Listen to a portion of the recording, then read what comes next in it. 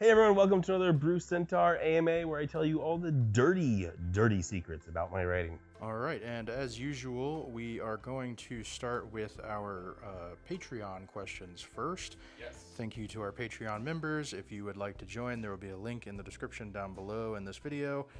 But we're going to get started with Eric, who asked a dungeon diving question.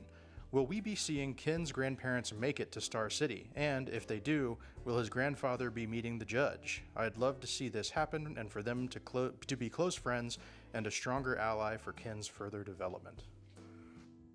Grandpa meeting the judge was not on my bucket list, but it might be now. All right, next question from QWERTY9118, who said, loving Escaping Gravity. Are you planning on doing any more sci-fi series in the future? Would you consider doing so if you don't have any plans yet? I like to jump around. I think after sci-fi, the next new series will probably be fantasy, but it's not outside the realm of possibility in the future. All right. And next question is from Mute Button Hero, who asks, for audiobooks, what do book sales need to be before it's reasonable to commission an audiobook? Also, what sort of cost differences would you expect between solo, dual, and duet formats? So me personally, you have no concern. All of my books are going to audiobooks. For a new author looking at things, if your ebook can pay for the audiobook, I would recommend it. Yeah, that's my general recommendation. If the ebook can pay for the audiobook, I would recommend it, especially in the harem and the lit RPG space. As for price differences, it's usually going to be about 60% more to do a duet, because they don't completely overlap their time, but they do significantly overlap their time. Price differences, the Audiobook Guild sets the minimum at $250 per finished hour, and so that's a good metric to look for. All right, up next is from Jacob, who asks, I love what you did with the characters in Escaping Gravity. Do you think you will try to work some of those techniques into Dungeon Diving and Returner's Defiance, or are those series too far in to make those sorts of big changes to style? Already in Returner's Defiance, I am plagued with the idea of the problem that I very much like what I did with Escaping Gravity, and I'm gonna see if I can't work it into Returner's Defiance.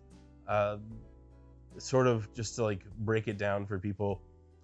Historically, ever since Monomaster, I classified romances into 3 phases, and since love interests are the main secondary characters, it goes the same with them. So there's 3 phases. 3 reasons they don't work, breaking down the 3 reasons they don't work, and then 3 ways they integrate into life together in a romantic setting. And that sort of is terminal, it's final when it finishes. Escaping Gravity, I largely went with there's a flaw in the character, but it doesn't matter because they're really good at some other things, but then eventually the flaw comes face to face with them and they have to make a decision, and then their character changes as a result of that decision and they move forward. I can use this in romantic ways, but I can use it in non-romantic ways as well. I'm going to see if I can adapt some of the upcoming characters for Returner's Defiance into that, but we'll see. I would like to. All right.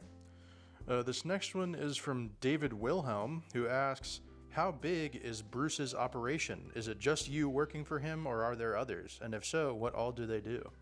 So it is just me and Chris. I, of course, have Yanni doing my art. I have Jack and How XZen also doing art for me now for Patreon. None of them are full-time. They're all contract. And then, of course, the audiobook people, they're contractors. And then I have editors that I pay contract. I don't have any full-time editors. So that's just me and Chris for employees, but then I have contractors for a lot of other things. All right, and this one is a little bit of a longer one, so bear with me, but it is from Frank R, who asks, or says, This may be something you do not want to share, but being a solely Audible book listener to the series of your books, I was curious if your share of the profits are better for the written format over the audio format. I'm sure with the extra cost of paying and recording narrators probably bites a big chunk of the cost of audio, but I was curious about how they compared to the written format. So for me, written is about 60% of what I make. Audio is about 40% of what I make. Audio actually earns me more than an ebook.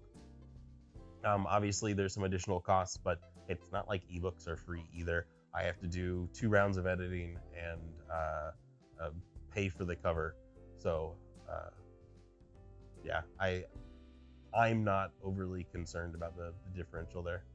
All right, and then our last Patreon question is from Benjamin McNair, who asks, do you plan on doing hardcover Kickstarters for your other series after finishing Dragon's Justice? Yes. We're gearing up to do another Kickstarter for Dragon's Justice here in April. So if you are interested in that, please join us. Actually, after this video, me and Chris are going to count all of the extra books so that we don't accidentally oversell on that Kickstarter. So we are doing some things to prepare. Afterwards, we are likely going to do Ard's Oath books 1 through 8 all in a single Kickstarter. And so I have a feeling I'll start tackling some of the other series a little faster. We're doing it all at once because Art is finished and we can, but also because it's kind of hard to do it in piecemeal, and then like I'm trying to make guesses when I over order like books 1 through 3 on how many people are going to come in round 2 and 3, and I think just simplify it is kind of the goal going forward. Just that those of you who are here, who are paying attention, who are not even paying attention, I try and blast as much as I can. But we will be doing more. Ard's Oath will be next because the series is finished. I expect when Returners, Defiance, or Dungeon Diving finish, they will also receive Kickstarters as well. I don't know if I will go back and do my earlier series. I might do Saving Supervillains because there's definitely some super fans there, but I doubt I'll go back and do Mana, Dao, and Legendary Rule. All right. So now we are moving on to our Discord questions. Again, there will be a link below. If you are not already a member of the Discord, jump in there. But up first is from Snot, who asks, hey guys, hope you're doing well. My question is about your editing process after you have your first drafts done. Do you have a certain amount of passes looking at certain things, like the plot, scene, prose, etc.? And at what point do you get input from alpha and beta readers? Thanks. Hey Snot, thanks for the question. Editing drafts. Editing is actually a bigger part of my process than drafting. For me, I need something down that I can then mold. So to get something down quickly, I usually dictate. Then there's a pass to clean up the dictation, which is a little tedious. But in doing that, I also kind of play with a decent amount of word choice. Then my wife actually reads it. So she reads it, she writes through, and she comments on it. And that would, I could say, my only alpha pass. I go through her comments and then I do a second pass that's largely expanding the first draft. I add about 20% onto the first draft in doing that, either answering her questions or as I go through with a mindset and having written further ahead, knowing which things I want to pull forward or push back. So that's kind of the passes. And then of course I have copy editing and a proofreading pass, and then sometimes my Patreon readers point out some very important thing. Like in Returners Defiance 6, I accidentally forgot that I had already had Bran steal Vidar's bloodline, and I had him steal it a second time, and people were like, wait a second. So I went back and I fixed that, but every now and then there are definitely issues that come from my Patreon editors. And I would call them my beta readers for a large part of it. All right. Next is from AcidBurn606, who says, I'm a big fan of the Dungeon Diving series and love all of the open story arcs right now. I feel like the worms will be a valid threat for at least a few more books. But my biggest question right now is, when do you think Felon will get to meet her real people? When will Felon meet her clan or her... She's already met some of the Nicorians, but her clan has sort of been lost to the dungeon shuffle. I don't know. I don't know when Felon will meet her real people. I think that is probably an important character moment that I could probably use to my advantage in turning Felon's story over with the new style of writing character arcs. So that is something that is definitely on my mind. It is TBD. The worms will probably exist for at least another book or two. Obviously, we sort of found a pseudo cure for the worms, if you call freezing time and cutting them out a cure. But so we at least now have the power to fight back against the worms. All right. Up next is from Lava Rider 117, who asks, are the Whalerin going to appear in Escaping Gravity? Also, will the titles of each book in Escaping Gravity change like Ard's Oath, or will there simply be numbers like the other series? Okay, Whalerin are not going to appear in Escaping Gravity. Curious where that question is coming from. But then we will probably do Escaping Gravity 1, 2, 3, 4, 5, etc. Rather than doing the new names. I do find that it's maybe weird happenstance, but doing the changing names does seem to cause some small amount of confusion for some people, and so the numbers seem to do a little better. All right, up next is from Adrian Kurtza, who asks, if you could have one of your series adapted into a show or anime, which would you want it to be, and which do you think would be the most popular? Oh boy. So I actually think Dungeon Diving seems to be the most popular series. I will admit that Ard's Oath is my favorite. So right now I am working on webcomics, and webcomics for me are the path to getting an animated TV show. Sort of how the industry works right now is you have to prove that you have enough of an audience that you're worth an anime. So Dungeon Diving, Returners of Defiance, and Ard's Oath are all getting webcomics right now. Returners of Defiance, Dungeon Diving are very far along and will most likely release this year. Ard's Oath is in the beginning stages, and there's a lot of work going into Ard's Oath. We'll see how much it changes the story. It shouldn't change the plot, but Ard is going to have to talk less, which might improve the story for many people.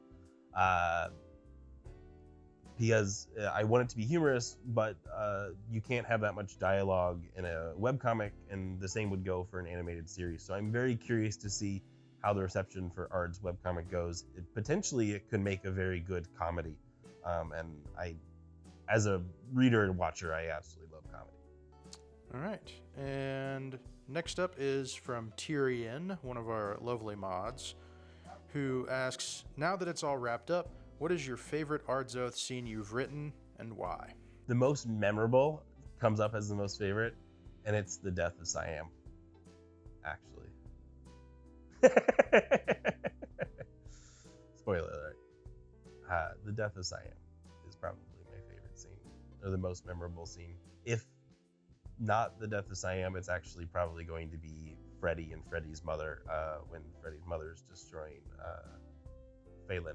All right, and our last question is from A Simple Meatloaf, who asks, what happened to Ken's place at the Visitor Center? Does he stay in Star City permanently now?